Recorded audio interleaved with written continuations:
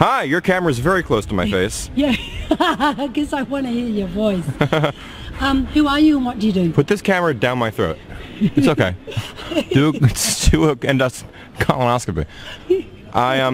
My name is Todd Strauss-Schulson, and I'm a filmmaker, and I directed The Final Girls, which is premiering tonight in a gigantic 1,500-person theater, apparently. Wow, Final Girls, talk about it. It's the best. Of course. I made this film. It's about a bunch of kids that kind of get sucked into a bad 80s horror movie, but it's really about losing a parent and having a second chance to be with one. It's more like Back to the Future or Pleasantville, really, and it just is using the horror genre to cloak what is an otherwise very emotional, personal story. Was it a script personally to you, or you just created it? Two other guys, Mark Fortin and Josh Miller, wrote the script, and I had known them. And Josh Miller is people here I think know Josh Miller because he was in Near Dark and all these amazing films in the 80s, and his father played the priest in The Exorcist, and it was a very personal script to them. But I went to school with Mark, and out of college they pitched me this idea very quickly 8 years ago, and I said, ooh, that's a good idea. And then I heard nothing about it, and then I went off and made my first film, which was a big American studio comedy, and I was 29, and it was crazy. And right before I made that movie, my father passed away, about 3 weeks before. And my father was my best friend, and my father was very supportive of my filmmaking. Yeah. And when I was editing the film, I got the screenplay, and the screenplay resonated with me. I said, oh my God, I'm living this story. This is my life. The movie is about a girl that gets a second chance to be with her mother in her mother's most famous bad 80s horror movie, and I thought, oh my God, I am dreaming of my father every night. This is my experience. This is a second chance to see a parent in almost a dream.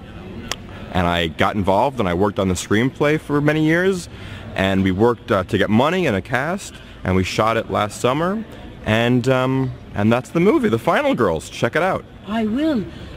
You know, when I grew up, there was only a TV and just one screen. I never got the phones, cameras like this.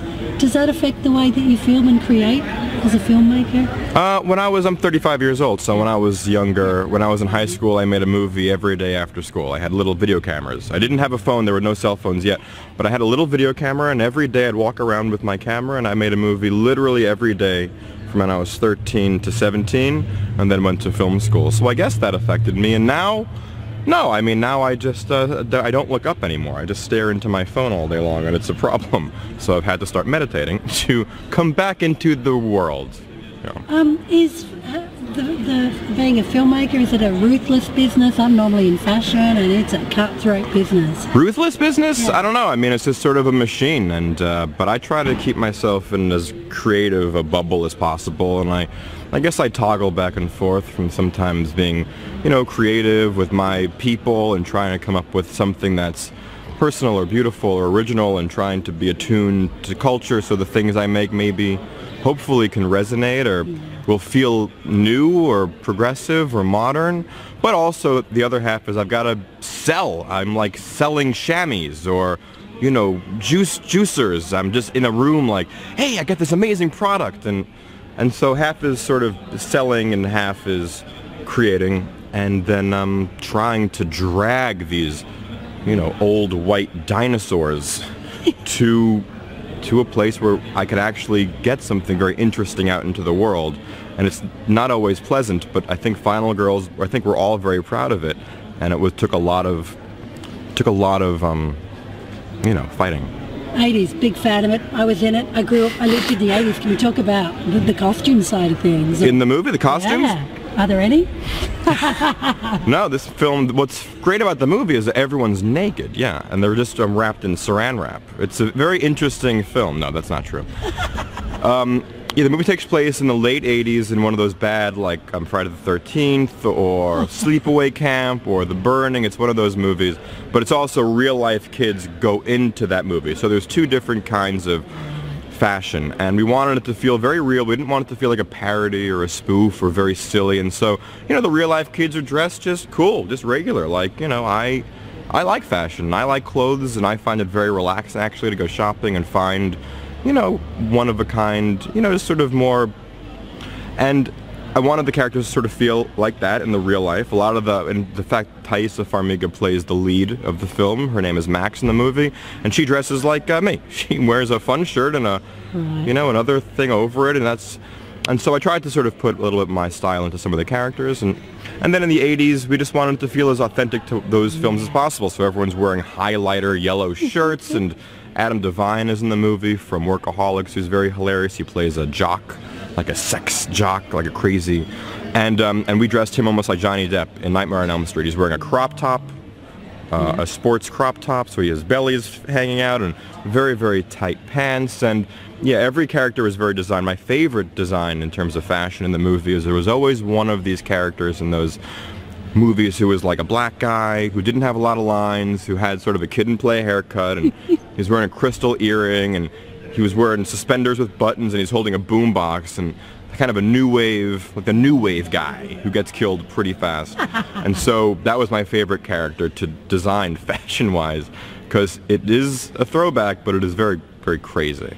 Just your personal style. I think my message is simple. I want to say men dress well. I'm saying the worst dressed men here, apart from you and a couple of others. The worst dressed men here are me? Filmmakers. Filmmakers are badly dressed? Yeah, definitely. By you? I don't know why that is. Yeah. Well, what's your take on it? Why is it important to look good? It's very hard for me to walk into sometimes a meeting and take creative notes from men or women who are dressed terribly, because I'm supposed to trust your taste, and you're wearing Skechers and Dockside. Like, what are you wearing? Like, I can't. You're wearing a suit that's like 5 sizes too big, and your parents aren't tailored. And I know that sounds like an arrogant son of a bitch, but it does sort of matter. They care about the cars they drive. They care about the house they live in. Why not? It's not that they have to be, fashion forward, wearing some fancy thing, but at least take your blazer to get tailored so it's shaped, it looks right on you. And I don't know why I'm like that. My father, he was not into fashion. My father had an aesthetic, he had taste, and he used to make his own clothes. And one of our family experiences was we would always go shopping together. I grew up in New York, so we'd always go shopping in Soho and the East Village together. And one of the ways we'd all bond is we'd all try on clothes, and we'd show everyone our clothes, and the whole family would judge if they liked it or not. And then you would have to haggle for how much your parents would pay for the things you liked. So you really had this is a trend. You're setting a trend. Yes, and it really and it's so curated an aesthetic. And I think in my work and my house, and it matters the design of things. It matters the delivery of something. And so, yeah, I do my relaxing. One of the relaxing things in my life is to alone go and shop and look for sort of some one-of-a-kind thing. I think in terms of style, Memphis style. Yes. You know what that is? No. From the 80s? Right. There was a trend in furniture and architecture called Memphis style in the 80s. Peter Shire was one of the bigger artists. That might be my aesthetic. It's like Pee-wee's Playhouse a little bit, but classier. Very colorful and fun, but also sort of, like not too flamboyant, but like a little bit flamboyant. And so I think I might want to I dress like that, I guess. Very colorful, strange, but that's what I like. That's how I like to be. What can I say? Thank you so much for your time. Thank you. Thank you for building my dream. You're welcome.